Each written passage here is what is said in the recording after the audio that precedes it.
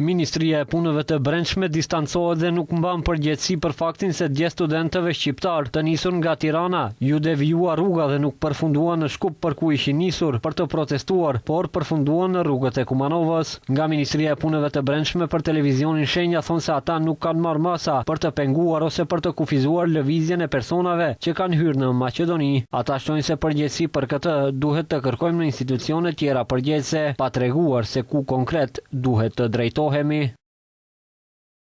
Ministria e Punëve të Brendshme, respektivisht policia kufitare, ka lejuar hyrjen në Maqedoninë e Veriut. MPB-ja nuk ka ndërmarrë asnjë mas për rikallëzim ose kufizim të lëvizjes së personave dhe autobusit pas hyrjes së tyre në shtetin tonë.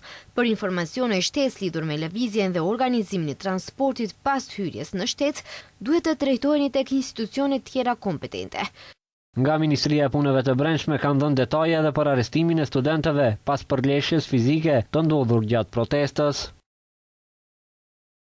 Para fillimit të protestës pranë Ministrisë së Drejtësisë, zyrtarët policor nga sektori për punë të brendshme Shkup kanë privuar nga liria 28 vjeçarin me iniciale BG, 27 vjeçarin me iniciale RA dhe 22 vjeçarin me iniciale SD, të gjithë nga Shkupi, për shkak se kanë prishur rendin dhe qetësinë publike duke u përleshur mes vete.